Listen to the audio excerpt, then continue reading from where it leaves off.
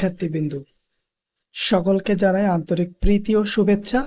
বিশেষ করে যারা 842 জন সিনিয়র স্টাফ নার্স পদে আবেদন করতে চলেছেন, অনেকে আমাকে প্রশ্ন করছেন যে সিনিয়র স্টাফ নার্স নিয়োগের আবেদনে কোন কোন একাডেমিক কোয়ালিফিকেশনগুলো দিতে হবে, অর্থাৎ যারা ডিপ্লোমা ইন নার্সিং এবং যারা বিএসসি নার্সিং পাশ করেছেন আবেদনের ক্ষেত্রে তারা কোন কোন বিষয়গুলো লক্ষ্য রাখবেন এবং কোন কোন তথ্যগুলো সেই এডুকেশনাল কোয়ালিফিকেশনের কাছে দিবেন। ওয়েবসাইটে আছে, আপনারা সেই ওয়েবসাইটে চলে যাবেন। ওয়েবসাইটে যাওয়ার পর একটু নিচের দিকে স্ক্রল করে চলে আসবেন।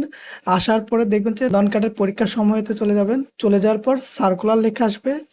এই সার্কুলার থেকে আপনারা নিচেরটা আসবেন, অ্যাপ্লাই অন যেটা আছে অ্যাপ্লাই নাও করে দিবেন। দেখেন সিনিয়র স্টাফ নার্স নিয়োগের আমাদের যেই সিরিয়াল নাম্বারটা আছে সেটা হচ্ছে 71 নম্বর সিরিয়াল। এই 71 নম্বর সিরিয়ালে যাওয়ার পরে এই যে এখানে দেখবেন যে বিভিন্ন রকম তথ্যগুলো আছে, কোন কোন ইনফরমেশনগুলো বা কোন কোন তথ্যগুলো দিতে হবে। এগুলো নতুন করে আর কিছু বলছি না। Applicant's name, father's name, mother's name, date of birth, এগুলো যেগুলো আছে সেগুলোই দিবেন। আপনারা আপনার নির্দিষ্ট ইনফরমেশনগুলো মনে রাখবেন। আপনি যদি নির্ভুলভাবে আবেদন করেন তাহলে পরবর্তীতে আপনার সেই সমস্যাটার সম্মুখীন হতে হবে না। আচ্ছা, আমি এখন শুধু আপনাদের বহুল কাঙ্ক্ষিত যে তথ্য সেটা হচ্ছে যে এসএসসি অর এইচএসসির ঘর যারা ডিপ্লোমা ইন নার্সিং, তাদের আমি আবারও বলছি, যারা ডিপ্লোমা ইন নার্সিং তাদের জন্য বা প্রথমে ডিপ্লোমা নার্সিংয়ের জন্য বলবো এবং পরে বিএসসি নার্সিংয়ের জন্য বলবো।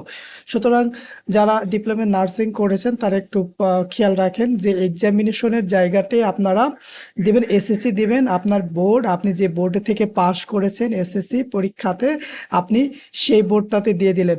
আচ্ছা, রোল নাম্বারটা এখানে দিবেন যে আপনি এসএসসিতে যে রোল নাম্বারটা ছিল আপনার এবং আপনার এসএসসিতে যে রেজিস্ট্রেশন নাম্বারটা ছিল সেটা অ্যাডমিট কার্ডে থাকে। এই দুইটা নাম্বার সেখান থেকে দিয়ে দেবেন। রেজাল্টটা আপনি চাইলে দিতে পারেন কত জিপিএ পেয়েছেন সেটা, বা চাইলেও পাস দিয়ে দিতে পারেন। এবং গ্রুপ, আপনি কোন গ্রুপে ছিলেন, কোন গ্রুপে আপনি ছিলেন সেই গ্রুপটা দিবেন।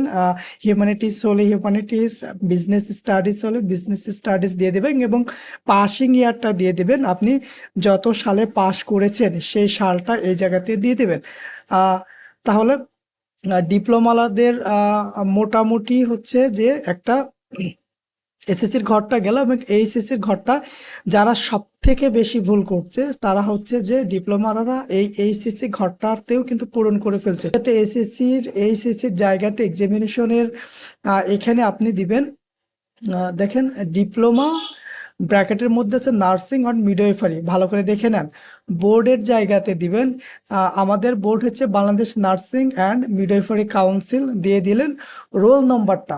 আচ্ছা, রোল নম্বরটা যেটা দিবেন সেটা আমি একটু দেখাচ্ছি আপনারা যে দেখেন এই ছবিটাতে আপনারা দেখতে পাচ্ছেন যে যখন নার্সিংয়ের লাইসেন্স পরীক্ষা দিয়েছেন তখনকার যে অ্যাডমিট কার্ড, এই অ্যাডমিট কার্ডের একদম উপরের কোনার দিকে একটা রোল নাম্বার আছে, আপনারা এই রোল নাম্বারটা দিয়ে দিবেন।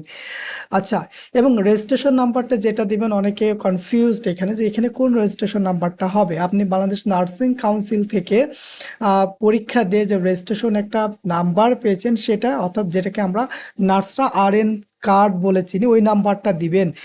অনেক স্টুডেন্ট আইডি কার্ডটা দিয়ে দিচ্ছেন, যে রোল নাম্বারের বা বাম সাইডের দিকে কিন্তু থাকে যে অ্যাডমিট কার্ড আছে সেখানে স্টুডেন্ট রেজিস্ট্রেশন কার্ডের যে নাম্বার, ওই নাম্বারটা এখানে কোনোভাবেই দিবেন না। আপনারা লাইসেন্স কার্ড অর্থাৎ আরএন কার্ডের নাম্বারটা এখানে দিবেন। আর রেজাল্টটা যখন বাংলাদেশ নার্সিং কাউন্সিলে পরীক্ষা দেন তখন কিন্তু আপনি পাস দিয়ে দিতে পারেন। সেটা গ্রুপটা কি, আপনি কোন গ্রুপে পরীক্ষা দিয়েছেন। দেখেন আর ডিপ্লোমারা কিন্তু নার্সিং সায়েন্স অ্যান্ড মিডওয়াইফারি, এটা কারণ আপনারা যে কোর্স করেছেন সেটা হচ্ছে diploma in nursing science and midwifery. সুতরাং নার্সিং সায়েন্স এবং মিডওয়াইফারি এই দুইটা হবে না, একসাথে যেটা আছে নার্সিং সায়েন্স অ্যান্ড মিডওয়াইফারি দিয়ে দিলেন।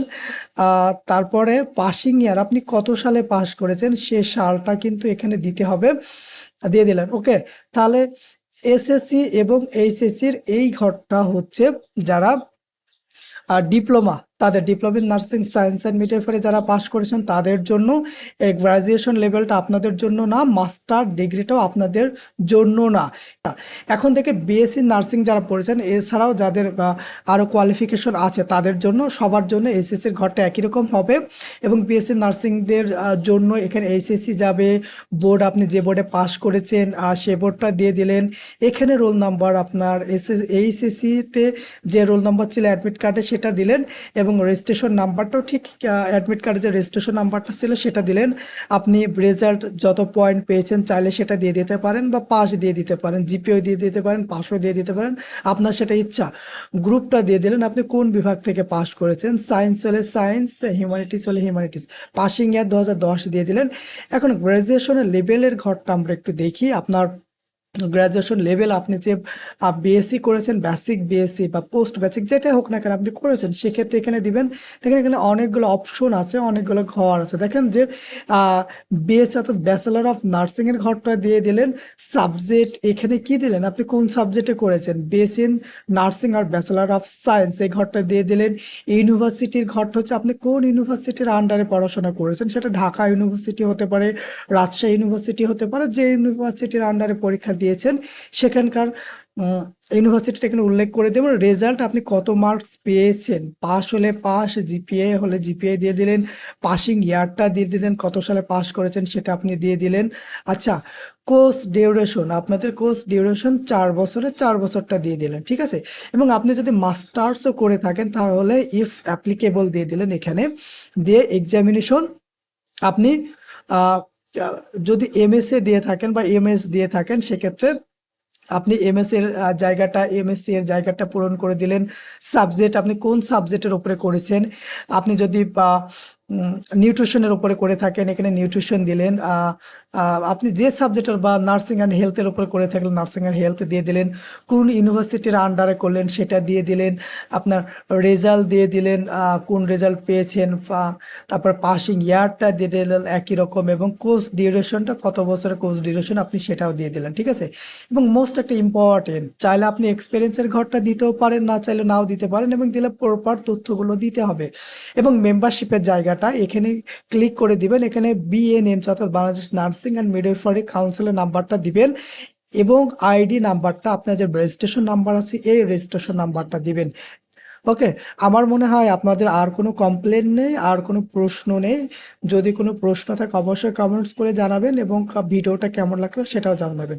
আপনাদের সবার জন্য অনেক অনেক শুভকামনা রইল।